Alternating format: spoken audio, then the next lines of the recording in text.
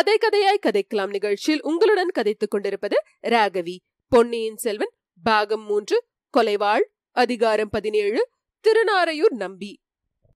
மதுராந்தக தேவர் தமது பரிவாரங்களுடனும் வந்தியத்தேவனுடனும் பழையாறை நகருக்குள் பிரவேசித்தார்.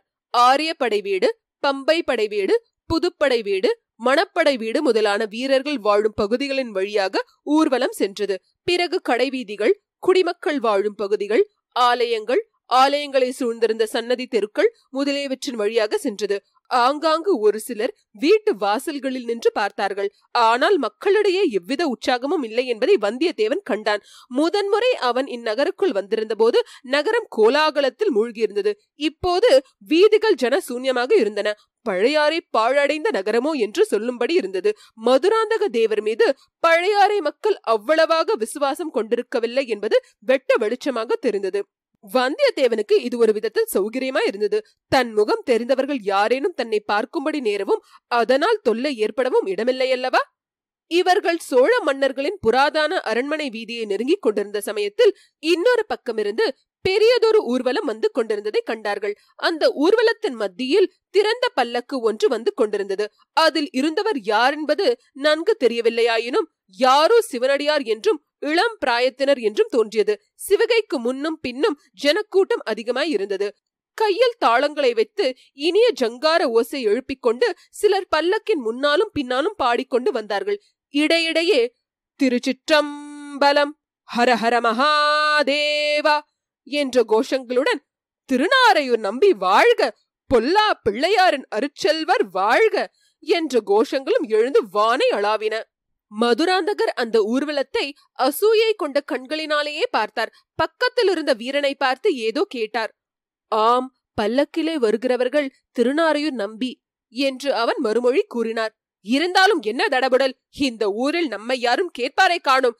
இந்த நம்பியை சூழ்ந்து கொண்டு ஜனங்கள் இவ்வளவு ஆர்ப்பாட்டம் செய்கிறார்களே என்றார் மதுராந்தக தேவர். அந்த ஊர்வலம் இவர்கள் இருந்த இடத்திலிருந்து சற்று தூரத்திலேயே சென்றது.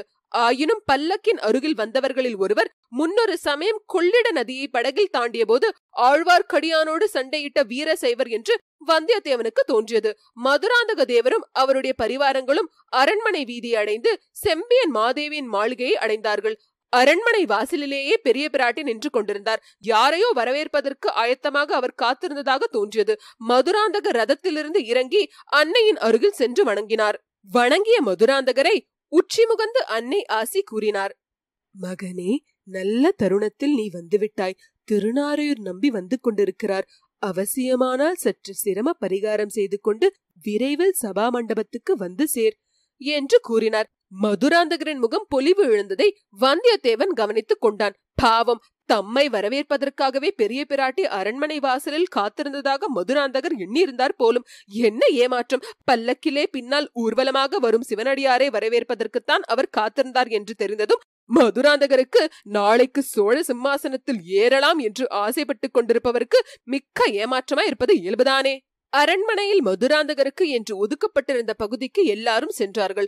மதுராந்தகர் உடை மாற்றுதல் முதலிய காரியங்களை சாவகாசமாகவே செய்து கொண்டிருந்தார். சபா மண்டபத்துக்கு போக அவ்வளவாக ஆர்வம் கொண்டிருந்ததாக தெரியவில்லை. அன்னையிடமிருந்து ஆள் மேல் ஆள் வந்து கொண்டிருந்தனர். கடைசியாக மதுராந்தகர் புறப்பட்டார். புறப்பட்ட போது, அந்த நிமித்தக்காரன் எங்கே என்று வினவினார். அவருடன் சபா மண்டபத்துக்கு போக துடித்துடித்துக் கொண்டிருந்த வந்தியத்தேவன், இதோ ஆயத்தமா இருக்கிறேன் என்றான். அவனையும் இன்னும் சிலரையும் அழைத்துக் கொண்டு மதுராந்தகர் சபா மண்டபம் போய் சேர்ந்தார். மண்டபத்தில் ஏற்கனவே சபை கூடியிருந்தது. ஒரு பக்கத்தில் செம்பியன் மாதேவியும் குந்தவை பிராட்டியும் மற்றும் சில அரண்மனை பெண்களும் வீற்றிருந்தார்கள்.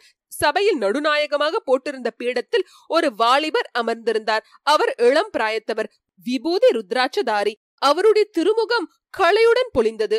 அவர் எதிரில் ஓலைச்சுவடிகள் சில கிடந்தன. கையிலும் ஓர் ஓலைச்சுவடியை அவர் வைத்துக் கொண்டிருந்தார். அவர் அருகில் விபூதி ருத்ராட்சதாரியான பெரியவர் ஒருவர் பரவசமாக நின்றார். இன்னும் சபா மண்டபத்தில் ஜனங்கள் நிறைந்திருந்தார்கள். இளைஞர் பல்லக்கில் வந்தவர்தான் என்பதையும் பக்கத்திலே நின்றவர் முன்னொரு தடவை தான் கொள்ளிடத்து படகில் பார்த்தவர் என்பதையும் வந்தியத்தேவன் கண்டு கொண்டான். அவனுடைய கண்கள் சபா மண்டபத்தில் அங்கும் இங்கும் சுற்றி சுழன்றாலும் கடைசியில் பெரிய பிராட்டிக்கு அருகில் வீற்றிருந்த குந்தவை திருமுகத்திலேயே வந்து நின்றன. குந்தவை தேவியின் கண்களோ முதல் முறை அவனை பார்த்ததும் வியப்புக்கு அறிகுறியை காட்டின. பிறகு அவன் பக்கம் இளவரசியின் கண்கள் திரும்பியதாகவே தெரியவில்லை. தன்னை ஒருவேளை தெரிந்து கொள்ளவில்லையோ என்று கூட அவனுக்கு ஐயம் உண்டாயிற்று. மதுராந்தகர் சபா மண்டபத்தில் பிரவேசித்ததும் பெண்மணிகளை தவிர மற்றவர்கள் எழுந்து மரியாதை செய்தார்கள்.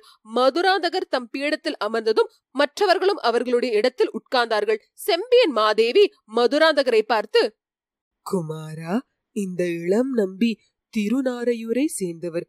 அவ்வூரில் உள்ள பொல்லா பிள்ளையாரின் பூரண அருளை பெற்றவர். இதுவரையில் யாருக்கும் கிடைக்காத தேவார பதிகங்கள் சில இவருக்கு கிடைத்திருக்கின்றன. முன்னொரு காலத்தில் நமது சோழ குலத்தில் உதித்த மங்கையர்க்கரசியர் பாண்டிமா நாட்டின் மகாராணியாக விளங்கினார். அவருடைய அழைப்புக்கு இணங்கி ஆளுடைய பிள்ளையார் ஞானசம்பந்தர் மதுரை மாநகருக்கு சென்றார். அங்கே சமணர்களை வாத பொருள் வென்றார். அச்சமயம் மதுரை மாநகரில் சம்பந்த சுவாமி பாடிய பதிகங்கள் சில இவருக்கு கிடைத்திருக்கின்றன. அந்த பதிகங்களில் நமது சோழ குலத்து மாதரசியை பற்றியும் சம்பந்தர் பாடியிருக்கிறார். அந்த பாடல்களை கேட்கும் போது எனக்கு உடல் பூரித்து பரவசமாகிறது. உன் தந்தை இருந்து கேட்டிருந்தால் எவ்வளவோ மகிழ்ச்சி அடைந்திருப்பார். நீயாவது கேள் என்று சொன்னார். கேட்கிறேன் தாயே, பதிகத்தை ஆரம்பிக்கட்டும் என்றார். ஆனால் அவருடைய முகம் அவ்வளவாக மலர்ந்திருக்கவில்லை. அவருடைய உள்ளம் வேறு எங்கேயோ இருந்தது.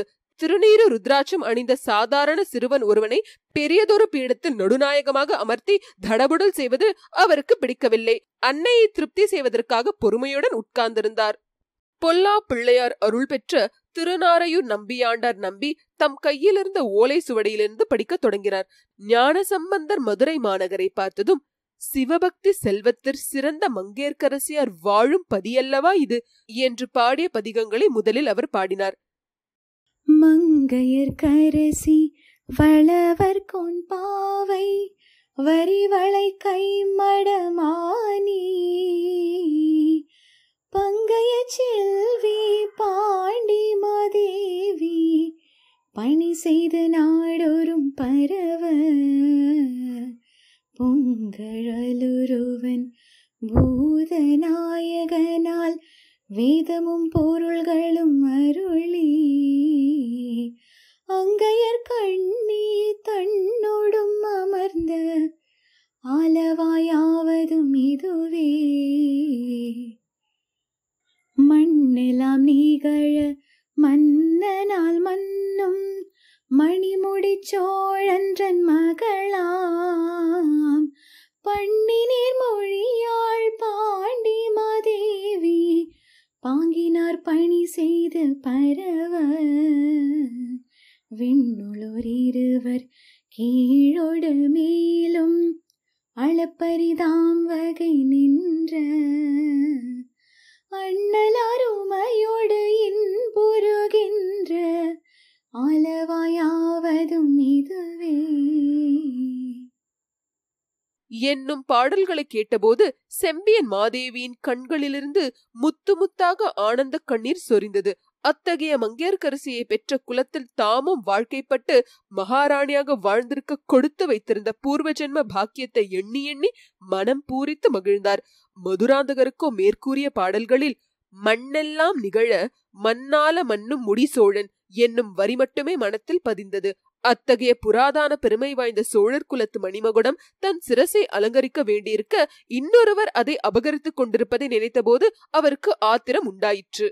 சம்பந்தர் மங்கையர்க்கரசியாரை போய் பார்க்கிறார். பாண்டிமாதேவி அந்த பாலரை பார்த்து, ஐயோ, இந்த இளம் பிள்ளை எங்கே? பிரம்மராட்சதர்கள் போன்ற சமணர்கள் எங்கே? இந்த பிள்ளை அவர்களுடன் எப்படி வாத போரிட்டு வெல்ல முடியும் என்று கவலையுறுகிறார்.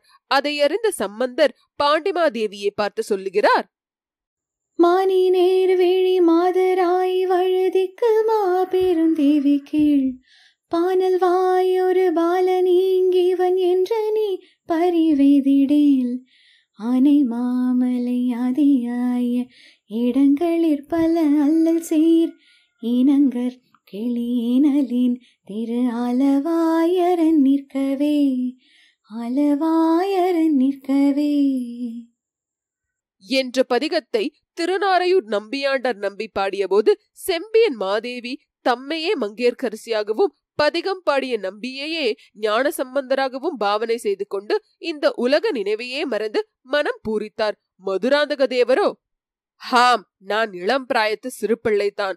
ஆனால் திருக்கோவலூர் மலையமானுக்கும் கொடும்பாளூர் பூதி விக்ரமகேசரிக்கும் அவர்களுடைய ஆதரவை பெற்ற சுந்தர சோழரின் புதல்வர்களுக்கும் அஞ்சிவிட மாட்டேன். சம்பந்தருக்கு ஆலவாயான் அருள் புரிந்தது போல் எனக்கும் பழுவேட்டரையர் உதவி இருக்கிறது என்று எண்ணிக்கொண்டார். வந்தியத்தேவனுடைய செவிகளில் பாடல் ஒன்றும் புகவே இல்லை. அவனுடைய கண்களும் கருத்தும் குந்தவை தேவியிடமே முழுவதும் ஈடுபட்டிருந்தன. இளைய பிராட்டி ஒரு கால் தன்னை தெரிந்து கொள்ளவே இல்லையா?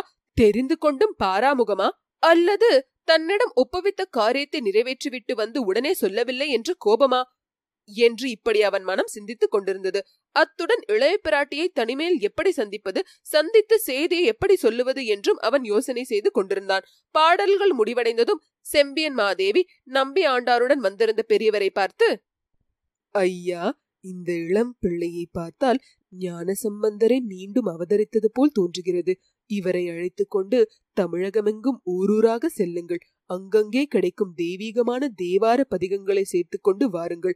அப்பர் பதிகங்களையும் சம்பந்தர் பதிகங்களையும் சுந்தரமூர்த்தியின் பாடல்களையும் தனித்தனியாக தொகுக்க வேண்டும். சிவாலயங்கள் எல்லாவற்றிலும் தினந்தோறும் பாட செய்ய வேண்டும். இது என் கணவருடைய விருப்பம். அதை என் வாணாளில் நிறைவேற்றி பார்க்க ஆசைப்படுகிறேன். நீங்கள் ஊராய் போவதற்கு வேண்டிய சிவிகைகள், ஆட்கள், பரிவார சாதனங்கள் எல்லாம் அளிப்பதற்கு ஏற்பாடு செய்கிறேன். சக்கரவர்த்தியின் அனுமதியை கோரி என் குமாரனிடமே செய்தி சொல்லி அனுப்புகிறேன் என்றார். அச்சபையில் அப்போது எழுந்த கோலாகலமான கோஷங்கள் மதுராந்தகரின் செவிகளுக்கு நாராசமாய் இருந்தன.